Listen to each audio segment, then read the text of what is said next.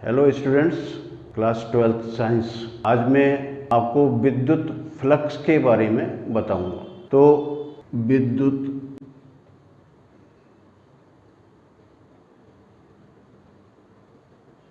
Flux, तो सबसे पहले प्रश्न तो ये आता है कि फ्लक्स क्या होता है।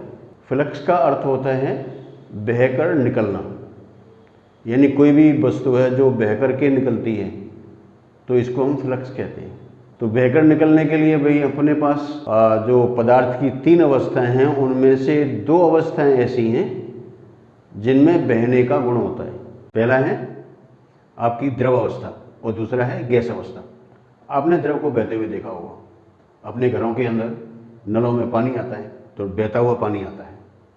साथ ही आपने नालियों में, नदियों में पानी को बहते हुए देखा होगा। इसके साथ ही जो गैस होती है उसको भी आपने बहते हुए देखा होगा। जैसे हवा है, हवा निरंतर बहती रहती है एक जगह से दूसरी जगह। तो ये तो बात ये हो गई कि भाई पदार्थ की दो अवस्थाएं होती हैं जिनमें बहने का गुण आता है, तो भी हम इसको फ्लक्स कह सकते हैं इसको, तो भाई क्योंकि बहकर के बाहर निकलती हैं। किसी भी आप पानी है, पानी को अगर पाइप जोड़ दें तो पाइप से होकर के बहना शुरू कर देगा। तो क्या विद्युत में भी फ्लक्स हो सकता है? क्या विद्युत में भी बहने का गुण होता है? और क्या चुंबक में भी फिर ऐसा हो सकता है? इस बात को जानना आवश्यक होता है। अब यहाँ पर जब हम इसकी बात करते हैं तो सबसे पहले इसमें बात ये आती है कि ऐसी क्या चीज़ है जो कि विद्युत क्षेत्र के कारण, मतलब इसमें फ्लक्स का पाया जाता है। इसमें है विद्युत क्षेत्र रेखाएं। आपने देखा होगा कि विद्युत क्षेत्र रेखाएं धन आवेश से उत्सर्जित होती हैं, यानी कि वहाँ से चलना आरंभ करती हैं। चलना आरंभ करती है इसका मतलब कि विद्युत क्षेत्र रेखाओं में भी एक बहने जैसा गुण पाया जाता है। इसलिए जब इसमें बहने जैसा गुण होता है तो इसको हम विद्युत फ्लक्स कहते हैं। तो ये तो हुई एक सामान्य बात कि विद्युत फ्लक्स क्या होता है। अब हम इसकी परिभाषा करते हैं इसके अंदर से। तो ये विद्युत फ्लक्स किसी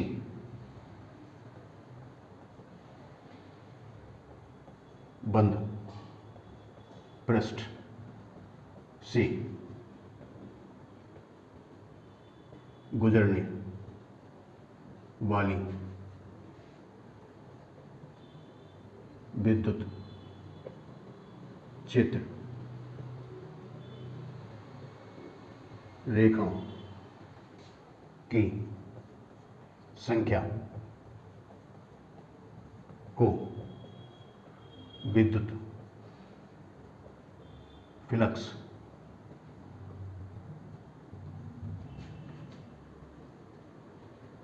कहती है। परिभाषा क्या है? किसी बंद पृष्ठ से गुजरने वाली विद्युत क्षेत्र रेखाओं की संख्या को विद्युत फ्लक्स कहते हैं। तो आप मान लीजिए कि आपके पास यहाँ पर एक सरफेस है। सपोज करो कि ये एक सरफेस है और यहाँ पर ये विद्युत क्षेत्र रेखाएं हैं।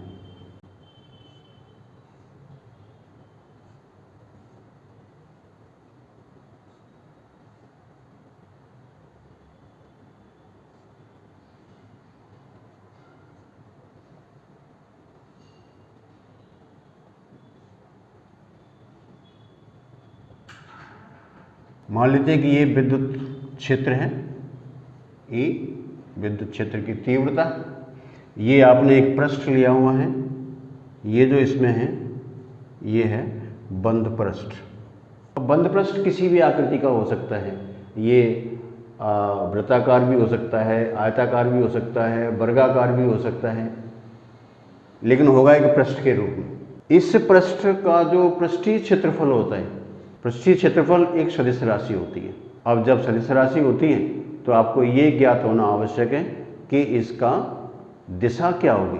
तो किसी भी पृष्ठ का जो पृष्ठीय क्षेत्रफल है उसकी जो दिशा जो होती है वो हमेशा उस पृष्ठ के लंबवत होती है। जैसे मैंने यहाँ पर ये पृष्ठ इस तरीके से लिया है, यों करके यों, ये विद्युत क्षेत्र रेखाएं हैं जो इससे पास हो रही हैं दवाई। तो मेरी हथेली के ठीक लंबवत इसमें इस पृष्ठ का पृष्ठीय क्षेत्रफल की दिशा होगी, जिसको हम अभिलंब कहते हैं। यानी कि पृष्ठ के अभिलंब की दिशा जो होती है वही इसके पृष्ठीय क्षेत्रफल की दिशा भी होती है। तो इसका अभिलंब इस तरह से मान लें हम, ये इसका अभिलंब, और अभिलंब को हम सामान्यतः n से व्यक्त करते हैं, नॉर्मल होता है n। अब ये तो मैंने ये ले लिया कि भाई इस तरह से आपका पृष्ठ है और इसमें विद्युत क्षेत्र रेखाएं ऐसे पास हो रही हैं, तो ये क्या है कि इसके अभिलंब के समानांतर है। अब सपोज करो कि मैं इसी पृष्ठ को ऐसे घुमा देता हूं और विद्युत क्षेत्र इसी तरीके से,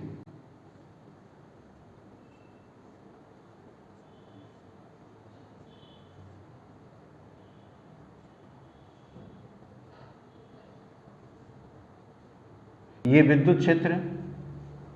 अब मैंने पृष्ठ को, पहले ये पृष्ठ ऐसे था, अब मैंने इसको यूं घुमा दिया, इसको घुमा दिया तो इसका अभिलंब कहाँ चला गया, ये जो अभिलंब था वो ऐसे चला गया, ये है इसका अभिलंब n कैप। तो यानी कि अब क्या है कि इस विद्युत क्षेत्र और अभिलंब के बीच में एक कोण आ गया, यानी यहाँ पर ये मान लें ये इलेक्ट्रिक फील्ड होता है और यहाँ पर इसका अभिलंब होता है और ये बीच का कोण इसमें थीटा है। तो अभिलंब की दिशा में ही इसके क्षेत्रफल की दिशा होगी। तो अब हम क्या करें, इसमें जो E है, इस E के हम दो कंपोनेंट कर सकते हैं। एक कंपोनेंट इधर की तरफ E cos थीटा और दूसरा कंपोनेंट इस तरीके से, ये है E sin थीटा। तो E cos थीटा यानी कि विद्युत क्षेत्र का ये जो घटक होगा वो इसके अभिलंब की दिशा में होगा, यानी कि यही घटक होगा जो कि इस पृष्ठ से पास होगा। ये जो घटक है ये इस पृष्ठ से पास नहीं होगा, क्योंकि ये इस पृष्ठ के ठीक समांतर हो जाता है। जैसे ये है तो ये, जैसे मैं इसमें आपका ये पेन ऐसे यूँ रख दूँ तो ये वाली पोजीशन है, इस समय ये जो विद्युत क्षेत्र है वो इससे पास नहीं हो रहा, इसलिए यहाँ इस कंपोनेंट के कारण कोई भी विद्युत क्षेत्र नहीं होता, इसमें फ्लक्स नहीं होता है। तो हम क्या करें कि भाई इसका ये जो क्षेत्रफल है और ये पृष्ठ है, अब इस पृष्ठ का हम क्षेत्रफल मान लेते हैं S, माना बंद पृष्ठ का क्षेत्रफल इक्वल टू S। विद्युत क्षेत्र की ये वाला कंपोनेंट E cos थीटा, तो यही इससे पास है तो यही इससे संबंधित है इसके अंदर, इसलिए पृष्ठ से संबद्ध विद्युत flux phi equal to E cos theta into क्षेत्रफल S, दोनों का ही अदिश गुणनफल, क्योंकि ये क्या है, संख्या है, विद्युत क्षेत्र रेखाओं की संख्या। संख्या का मतलब ये है कि ये जो राशि होनी चाहिए वो एक अदिश राशि होनी चाहिए, इसीलिए हम यहाँ पर अदिश गुणनफल लेते हैं। तो हम इसको लिख सकते हैं phi equal to E S cos theta, और ये क्योंकि सदिश रूप में phi equal to E dot S। अब आप यहां से देख सकते हैं कि विद्युत फ्लक्स एक अदिश राशि होती है, जैसा कि हम यहाँ बता चुके हैं कि ये विद्युत क्षेत्र रेखाओं की संख्या को व्यक्त करता है। यहाँ से आप ये भी देख सकते हैं कि फाई का मान E और S के अलावा थीटा पर भी डिपेंड करता है। तो अगर E और S को कांस्टेंट रखा जाए और थीटा को चेंज किया जाए तो फ्लक्स के मान इसमें भिन्न भिन्न हो सकते हैं। तो विद्युत फ्लक्स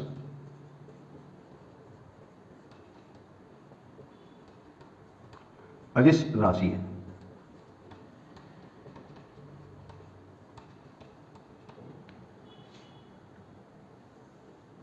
और आप यहां से इसका मात्रक भी निकाल सकते हैं। मात्रक विद्युत क्षेत्र को न्यूटन पर कूलम में व्यक्त करते हैं, न्यूटन पर कूलम, और इसका जो पृष्ठीय क्षेत्रफल है उसको मीटर स्क्वायर। तो इसका हम ये लिखें न्यूटन मीटर स्क्वायर पर कूलम। ये तो एक मात्रक हो गया इसका। एक दूसरा मात्रक मैंने आपको और बताया था जो इस विद्युत क्षेत्र के लिए था, वोल्ट पर मीटर। उससे भी इसका एक मात्रक निकाला जा सकता है। तो आप देख सकते हैं इसका मान वोल्ट पर मीटर रखें, यहाँ मीटर स्क्वायर होगा तो 1 मीटर कैंसिल हो जाएगा, तो वोल्ट इंटू मीटर। तो दूसरा मात्रक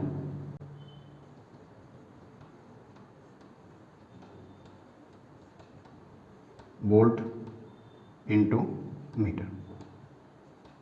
इस बात का ध्यान रखा जाना चाहिए कि इसको वोल्ट मीटर नहीं पढ़ें, इसको वोल्ट इंटू मीटर पढ़ा जाए इसको, क्योंकि वोल्ट मीटर तो एक इंस्ट्रूमेंट होता है जो कि विद्युत विभवांतर का मापन करता है। तो वोल्ट मीटर और वोल्ट इंटू मीटर दोनों अलग अलग चीज़ें हैं। ये एक मात्रक है जबकि वोल्ट मीटर एक इंस्ट्रूमेंट है। इसका विमीय सूत्र, विमीय सूत्र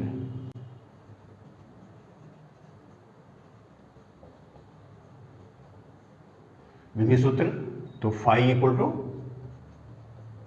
ई डॉट एस। अब ई विद्युत क्षेत्र होता है, इसका होता है एफ अपॉन क्यू नॉट, और ये एस एफ ये है m1 L1 T-2, और ये आवेश A1 T1, और ये क्षेत्रफल तो L स्क्वायर। तो इसका ये मात्र ये विमीय सूत्र आ जाएगा यहाँ से m1 L3 2 और एक 3, और ये यहाँ से T-3 और A-1 ये इक्वल टू 5। किसी भी भौतिक राशि का विमीय सूत्र निकालने के लिए आपको इसमें जो मौलिक राशियां हैं उनके बारे में ज्ञात होना आवश्यक है। जैसे भी मैंने इसको ऐसे लिख दिया, इसको एफ अपॉन क्यू लिख दिया। अब इसमें बल का मात्रक आपको ये विमीय सूत्र पता होना चाहिए, आवेश का पता होना चाहिए, और ये क्षेत्रफल का पता होना चाहिए। किसी भी विमीय सूत्र को रटा नहीं जाता है, उसको आप लर्न नहीं कर सकते। इसका सिर्फ यही है कि अगर आपको ये सूत्र याद है तो आप इससे भिन्न भिन्न राशियों के ये मान रख करके और ये विमीय सूत्र निकाल सकते हैं। अब मैं आपको बताऊंगा कि अगर थीटा के मान इसमें चेंज कर दिए जाएं तो विद्युत फ्लक्स में किस तरह से चेंज आता है और इसका अर्थ क्या होता है। फिर विद्युत फ्लक्स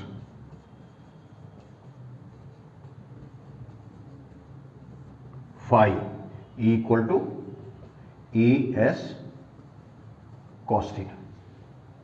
तो अब इसमें हम क्या करें, थीटा के भिन्न भिन्न मान रखिए।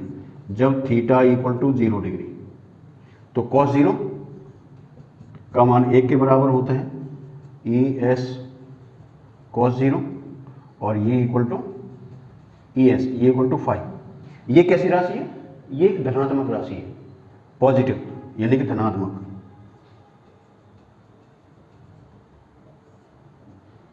इसका अर्थ क्या होगा, इसका अर्थ ये होता है कि विद्युत क्षेत्र रेखाएं जो होती हैं वो पृष्ठ से बाहर की तरफ निकलती हैं।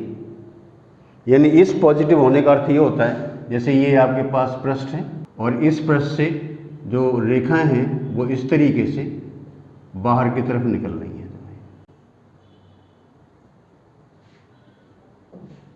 ये है इसका अर्थ कि पृष्ठ से विद्युत क्षेत्र रेखाएं बाहर की तरफ निकलनी चाहिए।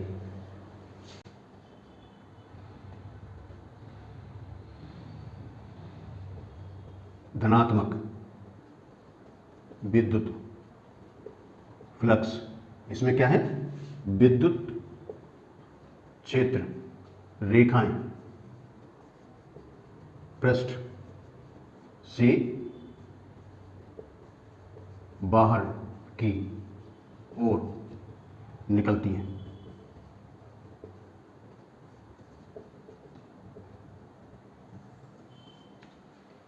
इसका पॉजिटिव का अर्थ होता है। अब इसमें मान लें जब थीटा इक्वल टू 90 डिग्री तो phi equal to E S cos 90 और cos 90 का मान 0 के बराबर होता है, इसलिए phi equal to 0। Phi equal to 0 होने का अर्थ क्या है? इसका अर्थ ये होता है कि विद्युत क्षेत्र रेखाएं पृष्ठ से निकलती ही नहीं है, तो यानी कि ये पृष्ठ के समानांतर होती हैं। इसका अर्थ ये भी होता है कि इस जो पृष्ठ है इसका जो अभिलंब है उसके परपेंडिकुलर, यहाँ पर 90 डिग्री जो कोण नापा जाता है वो हमेशा पृष्ठ के अभिलंब से नापते हैं। तो अगर अभिलंब, पृष्ठ का अभिलंब और विद्युत क्षेत्र दोनों में 90 डिग्री का कोण बनता है तो इस फ्लक्स का मान 0 के बराबर होता है। जैसे मान लिया कि आपके पास ये पृष्ठ है, तो इसका अभिलंब इस तरीके से, ये है इसका अभिलंब,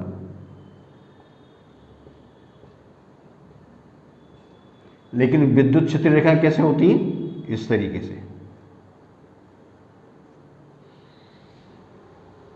समानांतर।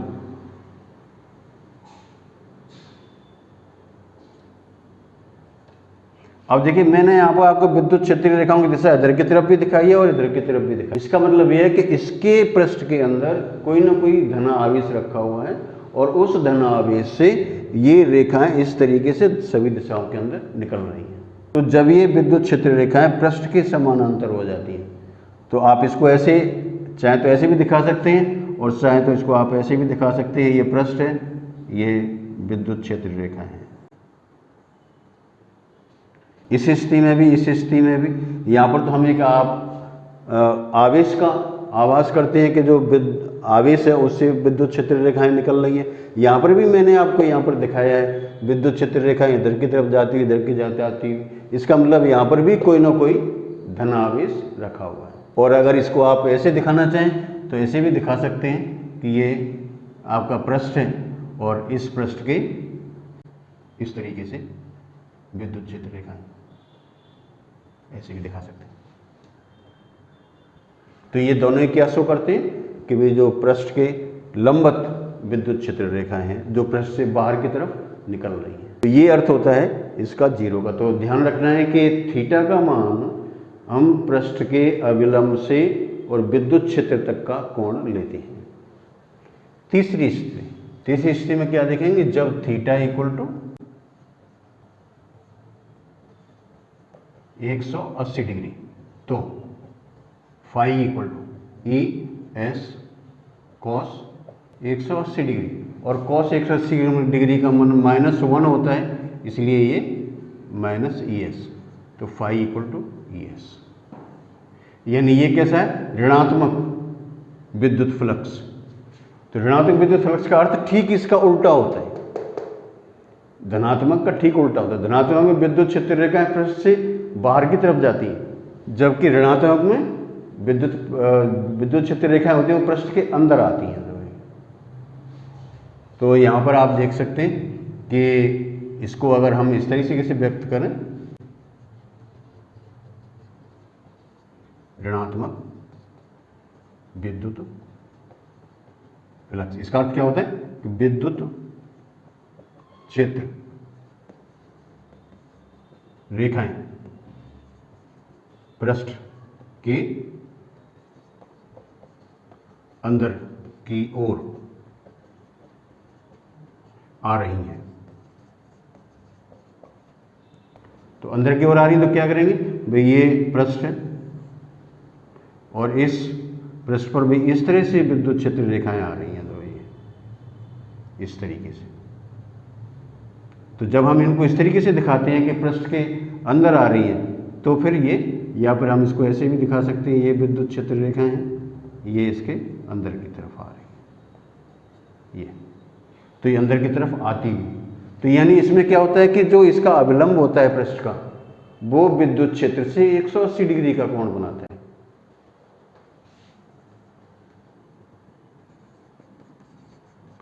कोण को पृष्ठ के अभिलंब व विद्युत क्षेत्र की दिशा के बीच लिया जाता है।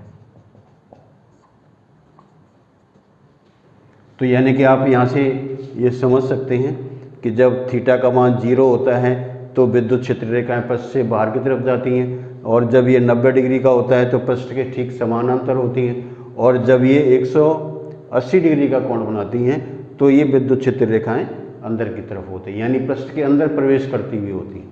तो यहाँ पर ये ऋणात्मक विद्युत फ्लक्स कहलाता है।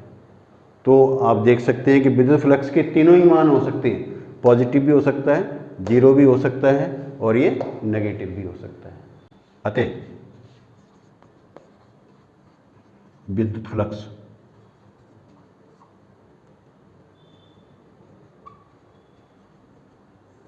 धनात्मक, शून्य तथा ऋणात्मक हो सकता है।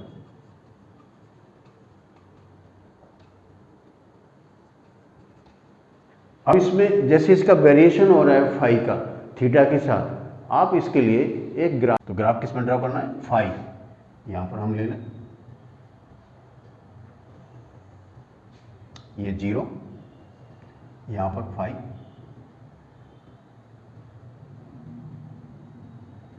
और यहां पर ले लें थीटा, कोण थीटा 0 डिग्री हो गया। यहां पर हम ले लें इसका π/2 यानी कि 90 डिग्री, यहां पर ले लें पाई यानी कि 180 डिग्री।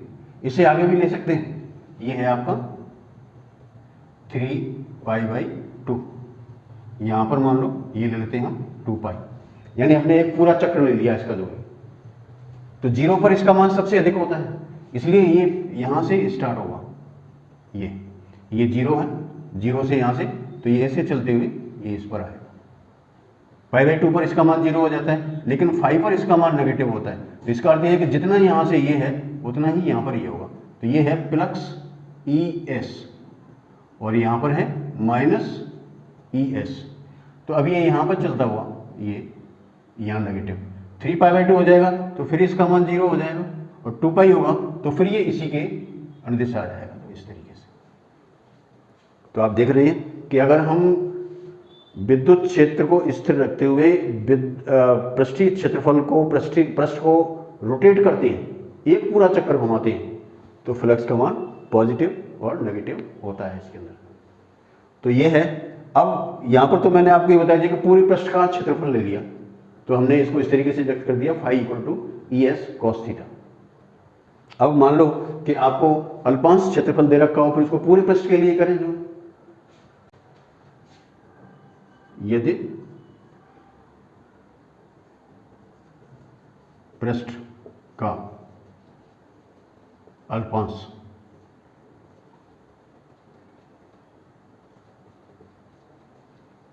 क्षेत्रफल DS लिया जाए तो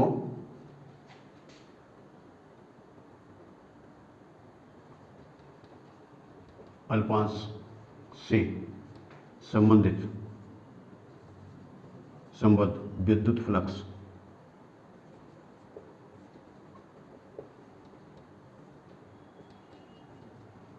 निम्न प्रकार होगा। क्योंकि अल्पांश से लिया है तो हम इसको विद्युत फ्लक्स को डी फाई से नोट करते हैं, d phi equal to E dot DS, d phi equal to E dot DS। अब इसको हम पूरे पृष्ठ के लिए करेंगे और बंद पृष्ठ है, तो संपूर्ण पृष्ठ के लिए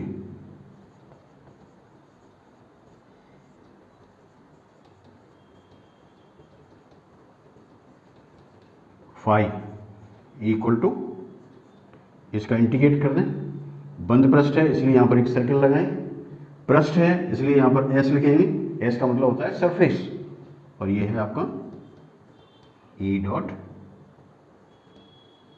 DS। तो संपूर्ण पृष्ठ लेंगे तो सरफेस से इंटीग्रेट यानी पृष्ठीय समाकलन E डॉट DS। देखो समाकलन भी तीन तरह के होते हैं, एक तो होता है रेखीय समाकलन, एक होता है पृष्ठीय समाकलन, एक होता है आयतन समाकलन। तो आप किससे संबंधित हैं? आप एक सीधी रेखा से संबंधित उसका निकालना चाह रहे हैं, या पृष्ठ से संबंधित निकालना चाह रहे हैं, या आयतन से संबंधित आप उसका मान निकालना चाह रहे हैं, उसके अकॉर्डिंग ही हम यहाँ पर इंटीग्रेशन लगाते हैं। तो ये बंद पृष्ठ है, हमने यहाँ पर सर्किल लगा दिया, सरफेस है तो एस लिख दिया, और यहाँ पर बाकी का इसमें आपकी राशियाँ लिखी हुई है।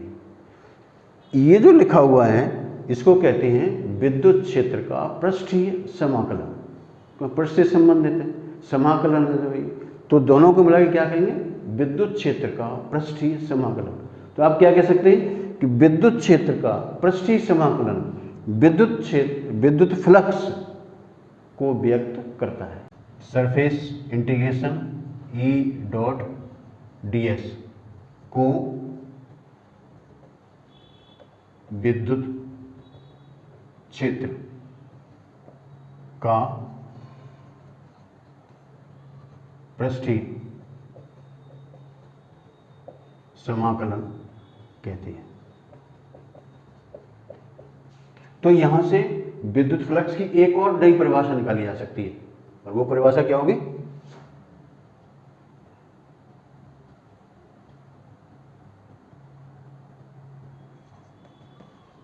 अतः बंद पृष्ठ पर विद्युत क्षेत्र का पृष्ठीय समाकलन